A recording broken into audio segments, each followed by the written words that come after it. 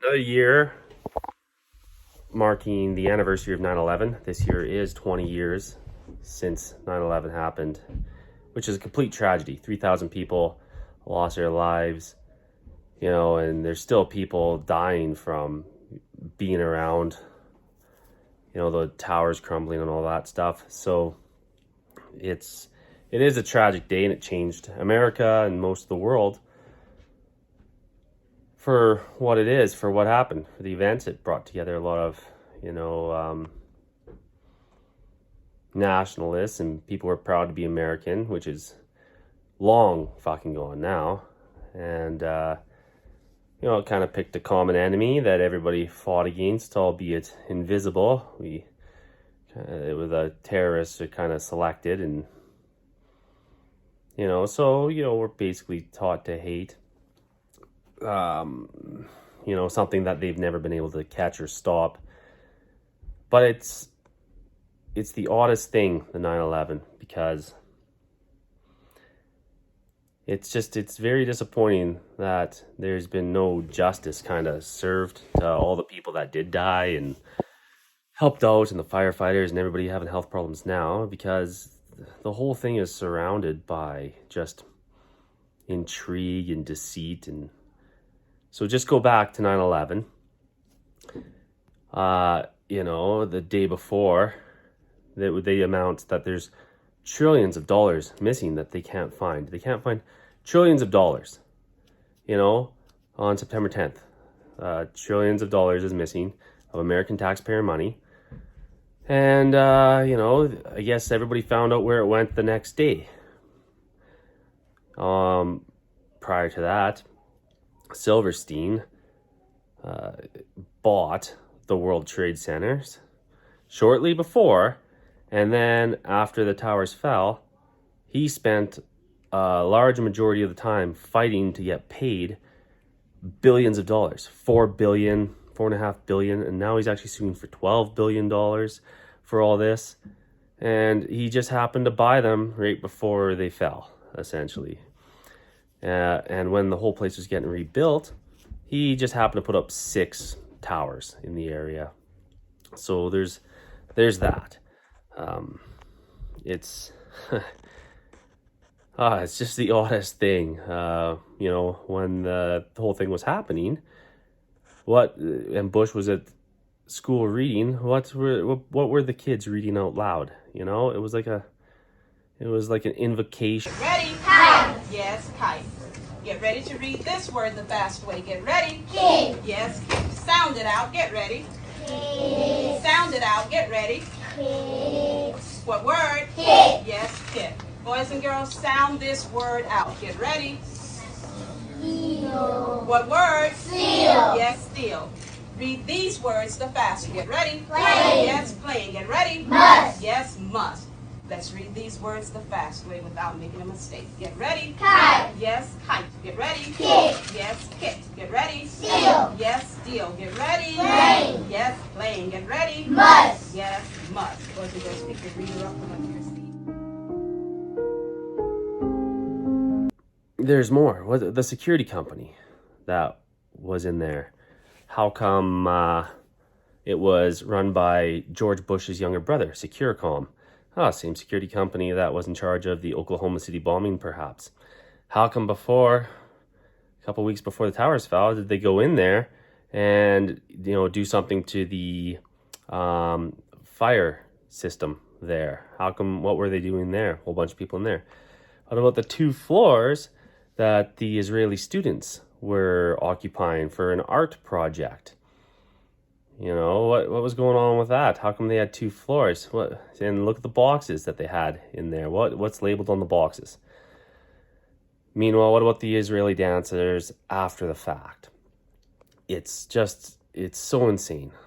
And not only did those 2 towers fall, but Building 7 fell, the one that has a whole bunch of FBI evidence, and they claimed it was fire. Well, University of Anchorage determined that it couldn't have started by fire. There are tons of engineers and architects that said there's no way a fire could collapse Building 7. Also, Building 6 fell. Said she didn't know that, and it was completely hollowed out inside.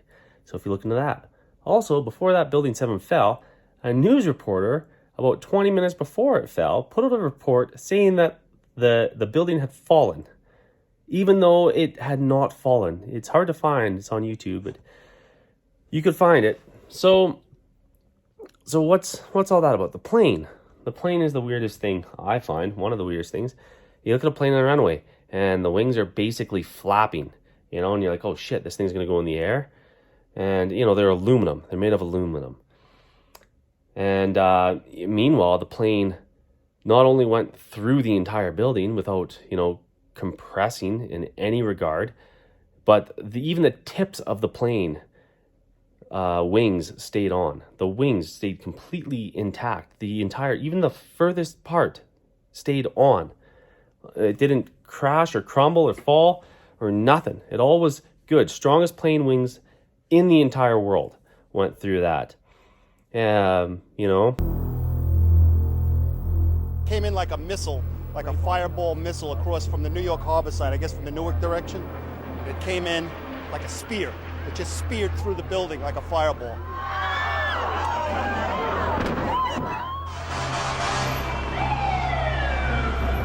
You can see the cut of the incision into the building is sideways, so the plane was slightly on its side, and that's why it made me think maybe it was in distress.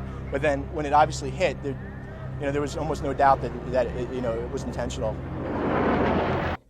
The building collapsing at free fall speed. Straight down, no topple. It just went. And you look at video, you can see little puffs coming out before it collapses. The melting of the beams, the jet fuel thing, that's been gone over, but you can see slices on the beams. I said that's going to go down like the first one, and it came down, and it was just this sound, this rumble, and this mass cloud coming at us. It was intense. Oh gosh, the thing goes on. The phone calls from the plane at 30,000 feet in the air, 35,000 feet in the air. How are they? You can't make a call. Down in a little hill, you can't get service, but 30,000 feet in the air. And there's court documentation in 2006 on this, where an expert comes in and says there's no way those calls could have taken place at that altitude. You can't get service at 5,000 feet in the air. And this was in 2001. So there's that.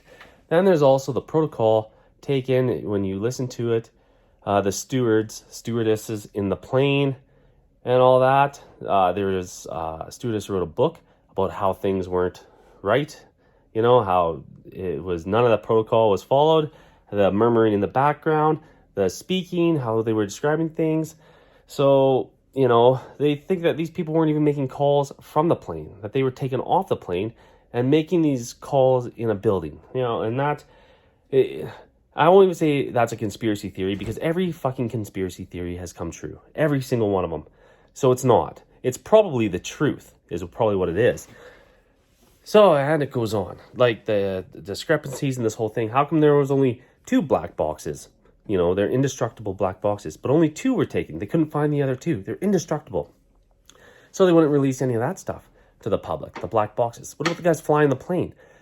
The guy that trained one of the people that apparently flew into the World Trade Center said he could hardly turn on the fucking engine of the plane. And yet he was able to perfectly fly this plane through the New York skyline. And the person that trained him, like once or twice, said there's no way that guy could have ever operated that plane. So what about that? What about the military drills that happened at the same time?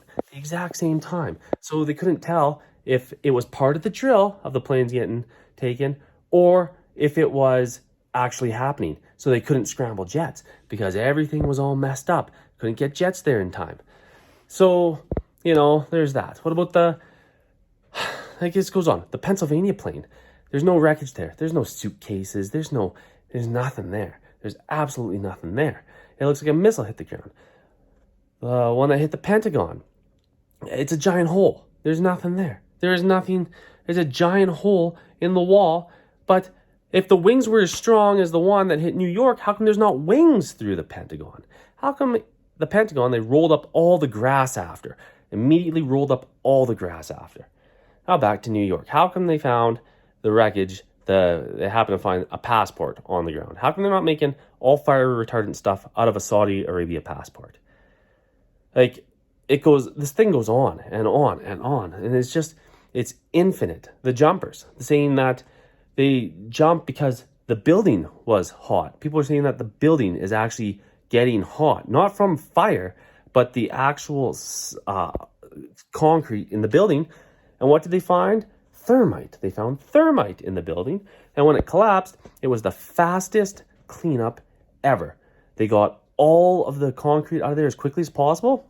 They didn't keep it and check it out and make sure it was fine. Nope, they sold it all back to China and India so they can make it into more goods as quickly as possible. So then there's that. And what about all the celebrities? 13 celebrities missed their flights. Michael Jackson, Seth MacFarlane, who's, after that, extremely famous, Gwyneth Paltrow, Mark Wahlberg, all of a sudden a big superstar. All the celebrities just happen to miss the planes at the exact same time. What a coincidence. And now they're all extremely famous. Well, isn't that, an odd thing? What about the only plane that ever got to leave? When they grounded all the planes? How come the only plane that got to leave America and fly in America was the Bin Laden family that was visiting that, were in there that day, had a meeting with George Bush that morning. Yet they were the only plane allowed to leave the whole place. And these go on. They go on forever. Then the Patriot Act. What an invasion of privacy that is. What a great way to steal as much privacy from everybody as possible, because it's all about control. Then they do what? They declare war on Iraq. Well, it turns out there was no weapons of mass destruction, not a single weapon. But what was the first thing they did when they got to Iraq? They ransacked all the museums, took all the ancient artifacts, scrolls, tablets, and everything, took them all back to America. The very first thing they did. They didn't go after, the terrorists or anything like that. Ransacked the entire museums and took all the ancient artifacts. I wonder what that's all about. There's a lot more of that stuff that nobody ever talks about because it is deep and dark. What about Dick Cheney getting the, couple $1 billion contract with Halliburton? He was the CEO of Halliburton before he was vice president. Somehow he gets, a couple $1 billion contract. And USAID paying a shitload of money as well. The whole thing is so corrupt. And it's just a tragedy. It's still a tragedy. It's a super tragedy. It's one of the worst events that have ever happened. But the terrorists are all told to us. We're all told who the terrorists are. They'd say, oh, that's just who it was. They never caught them. They never want to. That's not the point. If they catch the terrorists, they would stop funding all the wars, right? They can't have a victory. They want to keep the taxpayers scared the whole time. So that's the whole thing, and a bunch of Americans and people around the world did the right thing, treat it for what it was. We're there for each other, helped each other, supported each other, said, yeah, let's get these people. Let's do it. A whole bunch of people signed up for the military. And all of this stuff was happening, and it was all people doing it for the greater good, because that's what people generally want to do.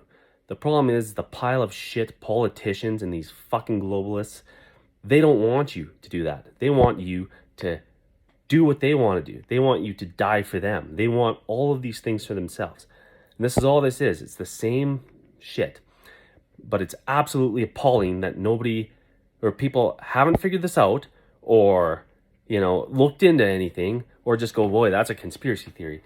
The conspiracy theory is thinking that it happened the way that it did. You have to be absolutely insane to think the events happened exactly how the government tells you that they happened. And think of how much power they got out of this whole thing.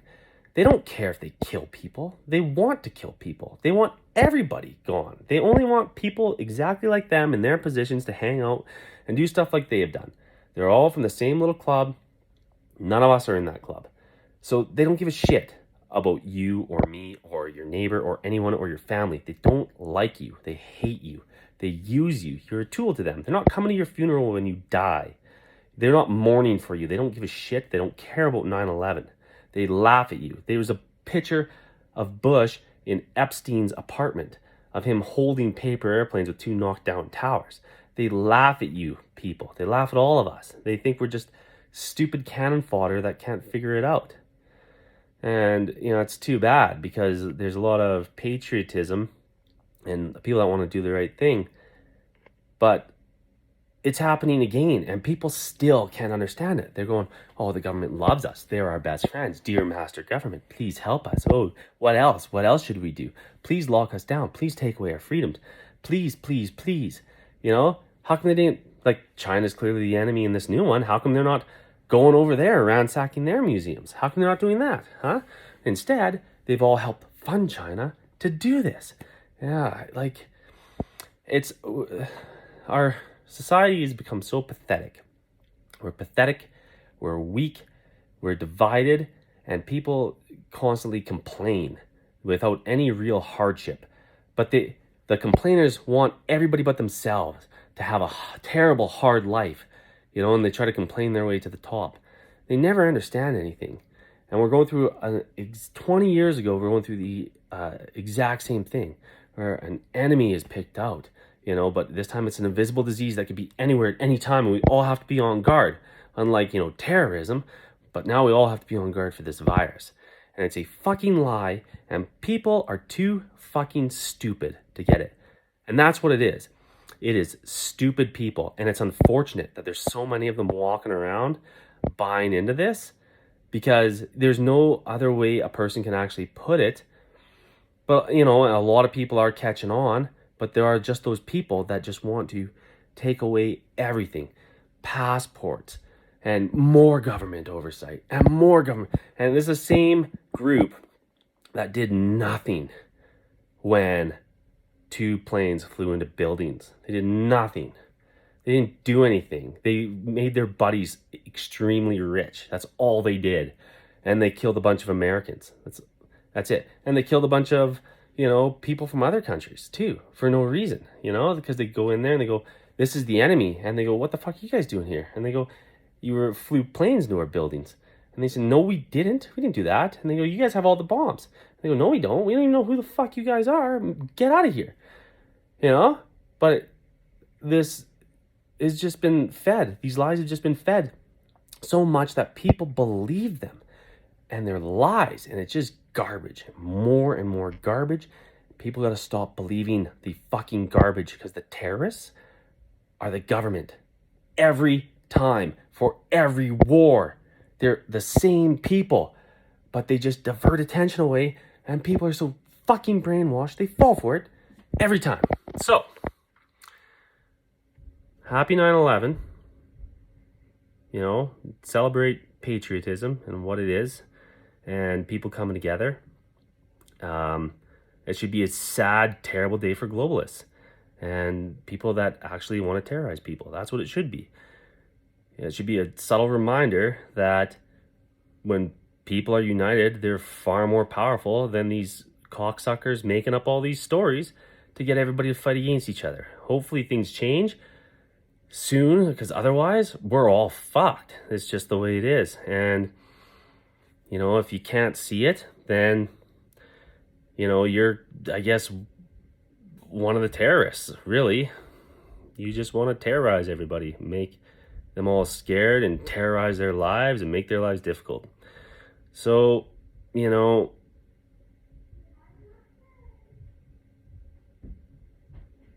let's see what happens.